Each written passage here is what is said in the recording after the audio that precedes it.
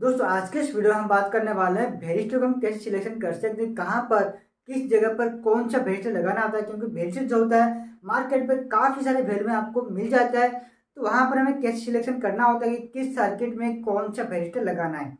वेरिएटर के ऊपर मैंने ऑलरेडी वीडियो बना रखा है कि वेरिएटर क्या है, कैसे काम करता है, कहाँ पर कैसे इस्तेमाल करना होता है, ठीक है, इसका फंक्शन कैसा है, इसका वर्किंग कैसा होता है।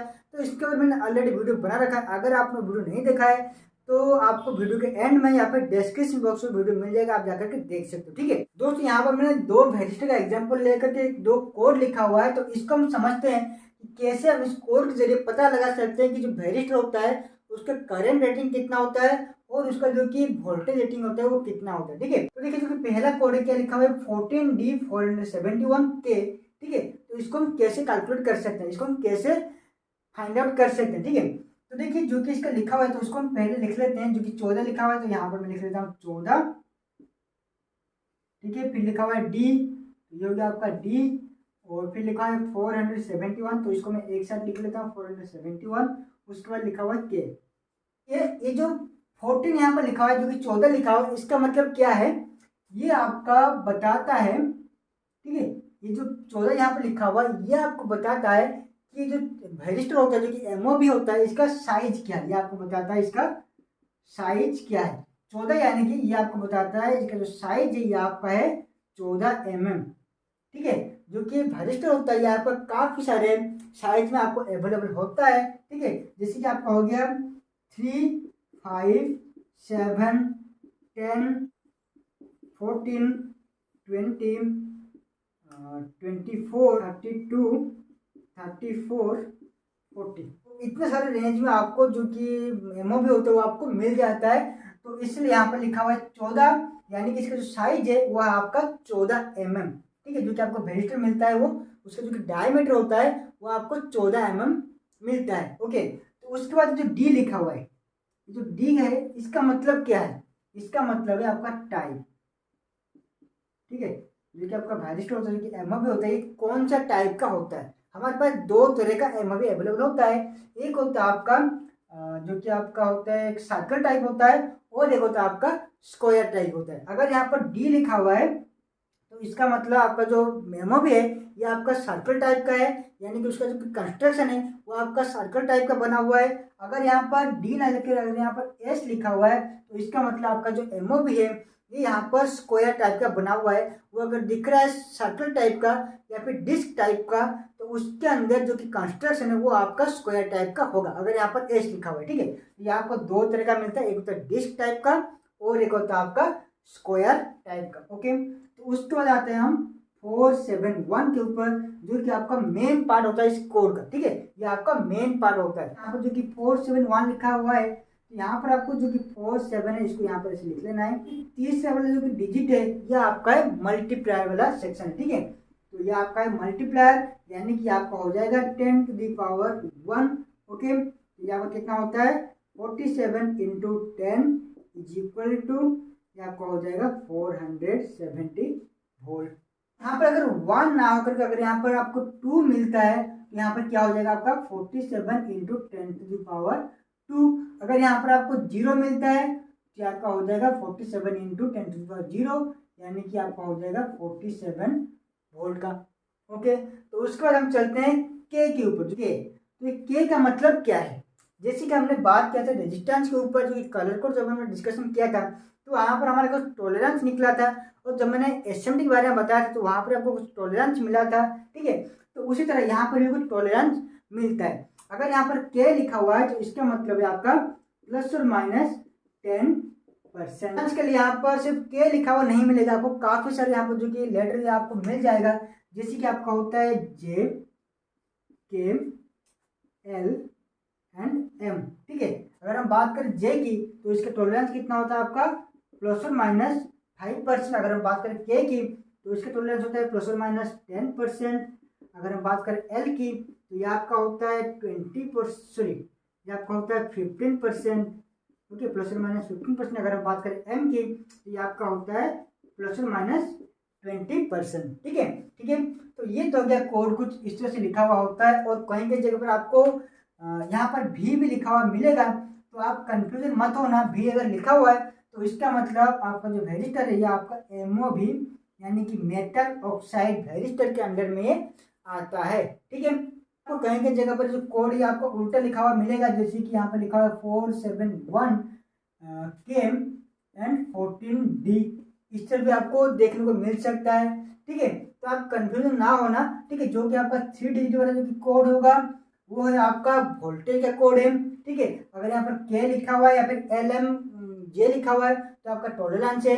अगर यहाँ पर D या फिर S लिखा हुआ है तो उसका टाइप है। ठीक है, अगर यहाँ पर 2 डिजिट का कोड लिखा हुआ है तो वो आपका जो कि उसका साइज है। अगर यहाँ पर 14 लिखा हुआ है तो आपका 14 mm का है। अगर यहाँ पर 7 लिखा हुआ है तो आपका 7 mm का है। अगर यहाँ पर 5 लिखा हुआ है तो आपका 5 mm का डिस्क है, या फिर जो स्क्वायर साइज है या फिर स्क्वायर mm है। ओके, कोड के बारे में तो अभी हम बात करते हैं कि किस वोल्टेज रेंज में किस सर्किट में हमें कौन सा वाला MOV का इस्तेमाल करना है। हम MOV का सिलेक्शन करते हैं तो उसके लिए हम कुछ पॉइंट का ध्यान रखना होता है, तभी जाके हम MOV को सही सिलेक्शन कर सकते हैं। जो कि पहला पॉइंट आता है वो क्या आता है आपका रेटेड वोल्टेज। ठीक है, आप जहाँ पर MOV लगाने वाले हो उस सर्किट का जो कि रेटेड वोल्टेज है वो कितना है, आप उसको कितना वोल्टेज की रेंज पर आप चलाना चाहते हो उसका मैक्सिमम। ठीक है, जो कि रेटेड वोल्टेज होता है वो मैक्सिमम होता है, मैक्सिमम होना चाहिए। अगर 220 वोल्ट का है तो आपको 220 वोल्ट नहीं लेना है, आपको देखना होगा उस सर्किट का मैक्सिमम वोल्टेज कितना हो सके। तो उसके लिए कुछ कैलकुलेशन भी करना पड़ता है जिससे कि आपको पता चल सके कि आपका जो सर्किट है वहां पर आपको निकालना होता है उसका इंडक्टिव कितना होता है, उसकी कैपेसिटेंस कितना होता है। ठीक है, उसके बाद वहां पर कितना सर्ज वोल्टेज क्रिएट हो सकता है। ठीक है, और उसका मैक्सिमम वोल्टेज कितना हो सकता है उस आपको कैलकुलेशन करना होता है। और उसके बाद हम बात करते हैं जो कि सेकंड पॉइंट होता है ये आपका होता है क्लैंपिंग वोल्टेज। तो क्लैंपिंग वोल्टेज क्या होता है, सर्ज वोल्टेज जैसे कि आपका क्रिएट होता है आपका नॉर्मल होता है। अगर यहाँ पर सर्ज वोल्टेज अगर क्रिएट होता है, ठीक है, तो कुछ इस तरीके से होता है। अगर ये आपका 220 वोल्ट होता है तो चार्ज वोल्टेज लगभग आपका 10 टाइम्स ज़्यादा होता है। तो मान लीजिए आपका हो गया 2 kV हो गया। ठीक है, तो आपको डिसाइड करना है कि आपको जो क्लैंपिंग वोल्टेज है वो आपको कितना रखना है, 250 रखना है या फिर 400 रखना है या फिर 500 रखना है। आपको क्लैंपिंग वोल्टेज यहाँ पर कितना रखना है, क्लैंपिंग वोल्टेज जितना रखोगे तो आपको आउटपुट में उतना ही वोल्टेज यहाँ पर मिलेगा। ठीक है, यानी कि आपका जो वेरिस्टर जो कि आपका MOV है ये उतने वोल्टेज तक मैक्सिमम उतना वोल्टेज ये आपको वोल्टेज जो ये अलाउ कर सकता है। ओके, चार्ज वोल्टेज यहाँ पर क्रिएट हो रहा है कुछ सेकंड के लिए, तो वहां पर कितना करंट फ्लो होने वाला है। ओके, तो जब आपका वेरिस्टर, ठीक है, जब आपका वेरिस्टर कोई चार्ज वोल्टेज से आपको प्रोटेक्शन प्रोवाइड करता है तो कैसे करता है कि जब इसके अक्रॉस पर कोई चार्ज वोल्टेज क्रिएट होता है, जब इसके अक्रॉस पर कोई ज्यादा वोल्टेज क्रिएट होता है तब क्या करता है कि उस वोल्टेज को अपने अंदर ही डिस्ट्रॉय कर देता है। मैंने ले रखा है 500 वोल्टेज, अगर मैंने ले रखा है MOV, तो अगर यहाँ पर 500 से ऊपर वोल्टेज आता है तब MOV क्या होगा कि यहाँ पर शॉर्ट सर्किट तौर पर काम करेगा। तब क्या करेगा वो उस वोल्टेज को वहीं पर वो नष्ट कर देगा। ठीक है, तब क्या होगा उसके अंदर करंट भी फ्लो होता है, तो उस करंट को हम क्या बोलते हैं कि चार्ज करंट। ओके, तो हमें भी कैलकुलेशन करना होगा कि आपका चार्ज करंट जो कि आपका वो कितना हो सकता है। ठीक है दोस्तों, MOV कैलकुलेशन करना कोई इजी बात नहीं है। ठीक है, लेकिन मैं आपको कुछ ट्रिक ऐसा बताऊंगा कि आप इजीली आप अपना MOV इजीली आप कैलकुलेशन कर सकते, जो कि थोड़ा बहुत काम आपका चल जाएगा। ओके, और उसके बाद हम बात करते हैं कि लीकेज करंट। कोई भी डिवाइस हो, कोई भी सेमीकंडक्टर डिवाइस हो, उसके अंदर थोड़ा बहुत लीकेज करंट फ्लो होता ही होता है। ठीक है, वो चाहे कुछ भी हो। तो उसी तरह जो आप MOV सिलेक्शन करोगे तो उसके अंदर लीकेज करंट कितना फ्लो हो सकता है, ठीक है, कितना फ्लो होना चाहिए। अगर ज़्यादा फ्लो होगा तो आपका सर्किट के अंदर डिस्टर्बेंस क्रिएट हो सकता है। तो उसी लिए आपको देखना होगा कि कितना लीकेज करंट उसके अंदर से फ्लो हो सके। ठीक है, रेस्पॉन्स टाइम होता है, ये डिपेंड करता है आपका नॉन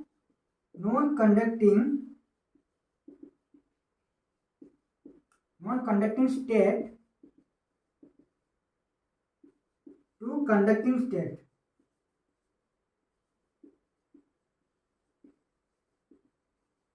ठीक है, कितना जल्दी कितना कम टाइम में ये नॉन कंडक्टिंग स्टेट से कंडक्टिंग स्टेट के अंदर आता है। जब हमारा लो वोल्टेज होता है उसके रेंज के हिसाब से जब वोल्टेज होता है तब ये नॉन कंडक्टिंग में होता है, और जब उसके वोल्टेज के रेंज से बाहर वोल्टेज होता है, ठीक है। जब ज़्यादा वोल्टेज होता है तब क्या होता है, वो कंडक्टिंग स्टेट में आ जाता है, ठीक है। तो उसके अंदर कितना कम टाइम होना चाहिए, बहुत ही कम टाइम होना चाहिए, ठीक है। तो ये डिपेंड करता है उसका रेस्पॉन्स टाइम कितना होना चाहिए, ठीक है। तो दोस्तों यही कुछ पॉइंट है जिसकी वजह से आप एक एमओवी का आप सिलेक्शन कर सकते हो। लेकिन अभी मैं आपको जो ट्रिक बता रहा हूँ, आपको सिर्फ 2-3 पॉइंट यहाँ पर कैलकुलेशन करना है, फिर आपका जो एमओवी आपका निकल जाएगा कि आपको कौन सा एमओवी सिलेक्शन करना है। हमें कैलकुलेशन करने से पहले सबसे पहले हमें सिलेक्शन करना होगा कि आपका जो सर्किट है उसका मैक्सिमम वोल्टेज कितना हो सकता है। तो यहाँ पर मैं मैक्सिमम वोल्टेज ले लेता हूँ एग्जाम्पल तौर पर। मैं यहाँ पर जो कि आपका मैक्सिमम वोल्टेज है वो मैं ले लेता हूँ 220 वोल्ट, ठीक है। मैं एक सर्किट ले रहा हूँ, मैं यहाँ पर एक एसएम पे सर्किट ले रहा हूँ जहाँ पर मुझे 220 वोल्ट मैक्सिमम उसको देना है। तो अभी मैं कैलकुलेट करूंगा कि 220 वोल्ट के हिसाब से मुझे कितना वोल्ट का कितना साइज का मुझे एमओवी यहाँ पर यूज करना चाहिए, ठीक है। तो अगर मैं यहाँ पर 220 वोल्ट ले रहा हूँ जो कि हमें मिलता है VRMS का वैल्यू हमें यहाँ पर मिलता है जो कि होता है 220 वोल्ट, ठीक है। हमें यहाँ पर 220 वोल्ट RMS वैल्यू मिलता है। अगर हम यहाँ पर पीक वैल्यू इसके कैलकुलेट करें तो ये क्या होगा, इसका ज़्यादा होता है, ठीक है। तो पीक वैल्यू क्या होता है देखिए, तो इस तरह का आपका एसी का वेव होता है जो कि आपका आरएमएस वोल्टेज आपको जो कि मिलता है वो आपका यहीं से मिलता है, ठीक है। वो आपको यहीं से मिलता है, जिसे हम कहते हैं VRMS, ठीक है। ये आपका होता है VRMS। लेकिन अगर हम बात करें पीक वोल्टेज की तो वो आपको इस पॉइंट से मिलता है, क्योंकि ये आपका पीक पॉइंट होता है, ठीक है। ये जो होता है ये आपका पीक पॉइंट होता है और यहीं से हमें मिलता है V पीक वोल्टेज, ठीक है। यहीं से हमें मिलता है V पीक वोल्टेज, ओके। तो हमें निकालना होता है पीक वोल्टेज, क्योंकि दोस्तों पीक वोल्टेज जो होता है हमेशा ज़्यादा होता है। अगर हम बात करें यहाँ पर पीक वोल्टेज की, ठीक है, वो आपका होता है √2 इंटू VRMS, ठीक है, √2 इंटू VRMS, ओके। तो अगर यहाँ पर 220 वोल्ट का है तो आपका V पीक जो है 300 से ऊपर आपका चला जाता है। यहाँ पर मैं इसका जो कि पीक वैल्यू इसको मैंने कैलकुलेट करने के लिए मैं यहाँ पर जो कि फॉर्मूला लिखता हूँ 1.5 इंटू आपका √2 का वैल्यू कितना होता है 1.414।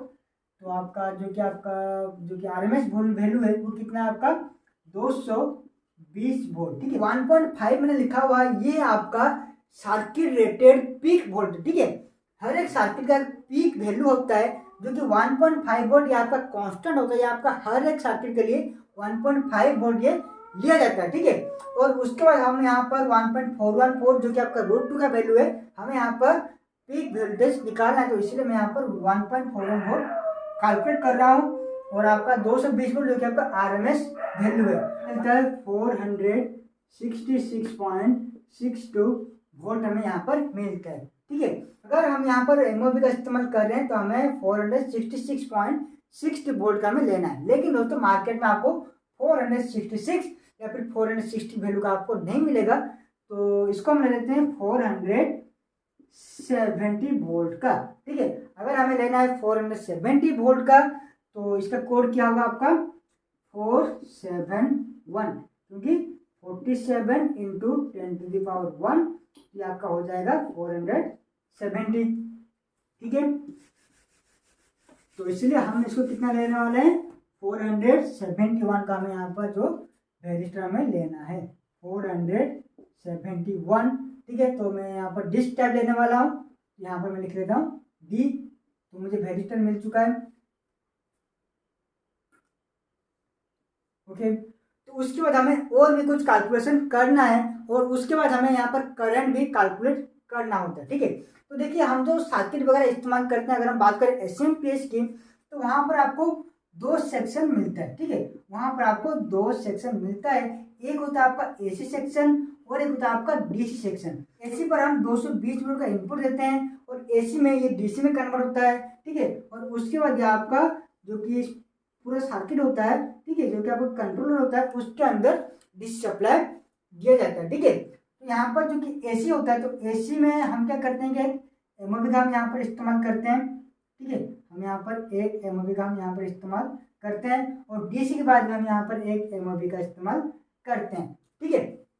DC से पहले हम इस्तेमाल करते हैं और DC के बाद हमें इस्तेमाल करते हैं ताकि हमें अच्छे से यहाँ पर प्रोटेक्शन मिल सके। लेकिन अगर हम यहाँ पर वोल्टेज मिल चुका है 470 का, अगर हम यहाँ पर इस्तेमाल करने वाले हैं तो दोनों साइड में हमें 470 का हम यहाँ पर नहीं ले सकते हैं, ठीक है, क्योंकि एसी में वोल्टेज जो थोड़ा कम होता है और डीसी में वोल्टेज जो थोड़ा ज़्यादा होता है। तो दोस्तों अगर आपको पता नहीं है कि एसी में वोल्टेज क्यों कम होता है और डीसी होने के बाद क्यों वोल्टेज जो बढ़ जाता है, तो आप मुझे कमेंट सेक्शन में कमेंट कीजिए, मैं उसके ऊपर एक अलग वीडियो डिटेल्स में लेके आऊँगा, ठीक है। तो अभी हम कैसे कैलकुलेट कर सकते हैं कि एसी में कौन सा लगाना है और डीसी में कौन सा वेरिस्टर हम यहाँ पर इस्तेमाल करना है। यहाँ पर बात करें वी एसी की, तो वी एसी निकालने के लिए हमें यहाँ पर क्या करना होगा, 0.6 पर हमें यहाँ पर मल्टीप्लाई करना होगा, किसके साथ, हमारा जो कि ये वाला जो कि हमारा वोल्टेज निकला हुआ है। तो हमारा फाइंड आउट हुआ था कितना, 466, लेकिन हमारे पास 466 नहीं मिलेगा, तो इसीलिए हमने लिया था 470 का, ठीक है। तो हमें वोल्टेज कितना मिला था, 470 वोल्ट का, ठीक है। तो यहाँ से, तो यहाँ पर हमें कितना मल्टीप्लाई करना होगा, 470 वोल्ट, ये आपका होता है 300.8 वोल्ट। यहाँ पर डीसी की, तो यहाँ पर कितना होगा, 0.6 पर आपका एसी का था, तो ये आपका हो जाएगा 0.84 इंटू 407, आपका हो जाएगा 390.1 वोल्ट, ठीक है। तो दोस्तों यहाँ पर ये जो वैल्यू हमें मिला, ये आपका है मैक्सिमम अलाउड वोल्टेज, ठीक है। ये जो वैल्यू हमें मिला, जो कि वोल्टेज मिला, ये आपका है मैक्सिमम अलाउड वोल्टेज, यानी कि जो वेरिस्टर हम इस्तेमाल करने वाले हैं 471 का, यह आपका मैक्सिमम इतना वोल्टेज ये अलाउ कर सकता है, ठीक है। जब हमने कैलकुलेशन किया था, जो कि आपका पीक वोल्टेज कितना निकला था, 466, ठीक है। तो हमारा जो सप्लाई वोल्टेज था वो कितना था, 220 वोल्ट। लेकिन अगर हम 471 का अगर हम वेरिस्टर यहाँ पर इस्तेमाल करते हैं, तो ऐसी केस में वो मैक्सिमम 300 वोल्टेज तक अलाउ करेगा, उसके ऊपर जो वोल्टेज आएगा उसको वो क्या करेगा, वो ग्राउंड में भेज देगा। और अगर हम बात करें डीसी की, तो वहाँ पर वो 3 से 90 तक वोल्टेज को अलाउ करेगा, उसके बाद जो वोल्टेज आएगा उसको ग्राउंड में भेज देगा, ठीक है। तो यह आपका होता है मैक्सिमम अलाउड वोल्टेज। बात करते हैं कि यहाँ पर हमें कितना करंट का जो कि वेरिस्टर है, जो कि एमओवी है, वो हमें लेना चाहिए। क्योंकि करंट कैलकुलेशन है वो आपका डिपेंड करता है कि आपका जो कि लोड है वो कितना वहाँ पर लोड लेने वाला है, ठीक है। हम जो सर्किट वहाँ पर इस्तेमाल कर रहे हैं वो कितना लोड वहाँ पर लेने वाला है, कितना पावर वहाँ पर वो लोड लेने वाला है, क्योंकि पावर के ऊपर डिपेंड करता है कि वहाँ पर जो शॉर्ट वोल्टेज है, जो कि शॉर्ट वोल्टेज वहाँ पर क्रिएट होगा वो कितना क्रिएट होगा, ठीक है। अगर आपका लोड बड़ा है तो आपका जो कि चार्ज वोल्टेज होगा आपका ज़्यादा क्रिएट हो सकता है, अगर आपका लोड कम है तो आपका जो कि चार्ज वोल्टेज आपका कम क्रिएट हो सकता है। अगर हम यहाँ पर कैलकुलेट करके निकालना चाहें कि पावर के हिसाब से हमें कितना यहाँ पर जो कि करंट यहाँ पर जो कि चार्ज वोल्टेज प्रोड्यूस होने वाला है, चार्ज करंट है वो फ्लो होने वाला है, तो उसके लिए हमें पूरे सर्किट को यहाँ पर कैलकुलेशन करना पड़ेगा। लेकिन हम यहाँ पर एग्जाम्पल लेके, कुछ छोटा मोटा एग्जाम्पल लेके इसके हिसाब से, ठीक है, तो हम काम भी कर सकते हैं। तो सर्ज वोल्टेज जिसे हम लिखते हैं वी टेस्ट, ठीक है। तो मैं ले लेता हूँ सर्ज वोल्टेज आपका 2000 वोल्ट, क्योंकि मैंने आपको बताया था जो कि आपका सप्लाई वोल्टेज होता है, यहाँ पर सप्लाई वोल्टेज कितना है, 220 वोल्ट, जो कि मैंने मैक्सिमम लिया था। तो मैक्सिमम के हिसाब से आपका 2200 वोल्ट भी हो सकता है, ठीक है, आपका हो सकता है 2200 वोल्ट, लेकिन मैंने इसको ले लिया है आपका 2000 वोल्ट, ठीक है। यहाँ पर हमें और एक वैल्यू क्या लेना है कि हमने जो वेरिस्टर यहाँ पर सिलेक्शन कर रखा है 471D का, ठीक है। तो इसके हिसाब से हमें देखना होगा कि इसका जो मैक्सिमम लिमिट वोल्टेज वो कितना है, जो जिसे हम कहते हैं क्लैम्प वोल्टेज, ठीक है, जिसे हम कहते हैं क्लैम्प वोल्टेज, जो कि होता है आपका मैक्सिमम लिमिट वोल्टेज होता है वेरिस्टर का, वो कितना हो सकता है, ठीक है। तो जब आप वेरिस्टर सिलेक्शन करोगे तो आपके पास एक चार्ट होना चाहिए सिलेक्शन करने के लिए, जहाँ पर आपको काफी सारे डाटा जो मिल सकते, जो कि आपको इंटरनेट पर आसानी से मिल जाएगा, ठीक है। तो यहाँ पर अगर हम चार्ट देखें, जहाँ पर हमें देखना होगा 471D का, तो वहाँ पर हमें मिलता है बी क्लैम्प का वोल्टेज कितना मिलता है आपको, 775 वोल्ट, जो कि आपका मैक्सिमम लिमिट वोल्टेज होता है 470 वोल्ट का वेरिस्टर का, ठीक है। यहाँ पर भी क्लैम्प कितना होता है वोल्टेज, 775 वोल्ट। यहाँ पर अगर हम कैलकुलेट करने वाला है कि जो वेरिस्टर है उसका फ्लो कैपेसिटी कितना होने वाला है, ठीक है। तो अगर हम कैलकुलेट करेंगे उसका फ्लो कैपेसिटी, जिसे हम लिखते हैं IP, ठीक है। तो ये इसका फॉर्मूला क्या होगा आपका वी टेस्ट जो कि आपका सर्ज वोल्टेज है माइनस वी क्लाम, ठीक है, आपका clamp voltage divided by 2। Okay, V test हमारे पास कितना था, आईपीजी इक्वल टू आपका वी टेस्ट कितना था 2000 माइनस वी क्लाम कितना है 775 डिवाइडेड बाय 2, आपका निकलता है 612.5, यहाँ पर आपका रिजल्ट निकलता है। और अगर मैं यहाँ पर करेंट कैलकुलेट करूँ तो आपका आई इज इक्वल हो जाएगा आई पी, ठीक है, I is equal I P जो फॉर्मूला होता है आई पी डिवाइडेड बाय 0.3। दोस्तों यहाँ पर मैंने जितने फॉर्मूला आपको बताया है बस उसको आप नोट कर लीजिएगा, जो कि आपको कैलकुलेशन करने में हेल्प कर सकता है, ठीक है। तो आई पी बाई 0.3, तो आई पी हमें कितना मिला 612.5 डिवाइडेड बाय 0.3 का मिलता है 2041.67 एम्पियर। तो हमें करंट कितना मिल रहा है 2041.67 एम्पियर, जो कि आपका सर्ज करंट होगा, ठीक है, जो कि आपका सर्ज करंट है। और ये जो करंट है ये एमओबी पर कुछ माइक्रो सेकंड के लिए फ्लो होता है। तो कितना सेकंड के लिए फ्लो होगा, ये आपका फ्लो होगा 8/20 माइक्रो सेकंड के लिए इतना करंट आपके एमओबी के अंदर से फ्लो कर सकता है, ठीक है। अगर इसे ज़्यादा टाइम लेता है फ्लो करने में तो आपका जो एमओबी है ये यहाँ पर क्या होगा, खराब हो जाएगा, ठीक है। तो यहाँ पर हमें करंट कितना मिला 2041.67। करंट का चार्ट देखिए, जो जहाँ पर हमें इसका साइज मिलता है एमओबी का, तो वहाँ पर हमें 2041 एम्पीयर का करंट नहीं मिलेगा, ठीक है, वहाँ पर इससे कम है और इससे ज़्यादा है। तो इससे ज़्यादा कौन सा है, वहाँ पर हमें कितना मिल रहा है 2500, ठीक है, वहाँ पर हमें मिल रहा है 2500 एम्पीयर का हमें यहाँ पर करंट जो है मिल रहा है। तो 2500 के हिसाब से हमें साइज क्या मिल रहा है 10, ठीक है, 2500 के हिसाब से हमें साइज क्या मिल रहा है 10D, ठीक है। तो इसके हिसाब से हमें जो वेरिस्टर है वो अभी हमें क्या मिलने वाला है, हमें जो मिल चुका था वेरिस्टर का वैल्यू क्या था 470 वैल्यू था, यानी कि हम लिखते थे 471। हम यहाँ पर ले रहे हैं डिस्क टाइप, यहाँ पर हम लिख लेते हैं डी, ओके। तो हमें साइज क्या मिला 10, यहाँ पर अभी हम लिखते हैं 10। तो आखिरकार हमारा जो वेरिस्टर है जो कि एमओबी है उसका वैल्यू हमें निकल चुका है 471D10, ठीक है। अगर आप यहाँ पर इसका टॉलरेंस भी लेना चाहते हो तो आप जे के एल एम कोई भी डाल सकते हो। मैं यहाँ पर अगर के डाल देता हूँ तो यहाँ पर हमें 10% का टॉलरेंस भी मिल जाएगा, ठीक है। तो इसी तरह आप इजीली एक एमओबी का कैलकुलेशन कर सकते हो। तो आपको समझ में आ गया होगा। अगर आपका फिर भी कोई डाउट रह गया तो आप मुझे कमेंट सेक्शन में कमेंट कीजिए, और अगर आपके मन में कोई भी डाउट हो, किसी रिलेटेड कोई भी डाउट हो, कोई भी क्वेश्चन हो तो आप मुझे कमेंट कीजिए, मैं उसको वीडियो जरूर बनाऊंगा। अगर आपको वीडियो पसंद आया है तो लाइक कमेंट शेयर करना मत भूलिएगा। अगर आप चैनल पर नए हो चैनल को सब्सक्राइब जरूर कर लेना और नोटिफिकेशन पाने के लिए बेल आइकन पर जरूर क्लिक कर देना। दोस्तों आज के लिए बस इतना है, फिर मिलते हैं नए वीडियो में कुछ नए ज्ञान के साथ।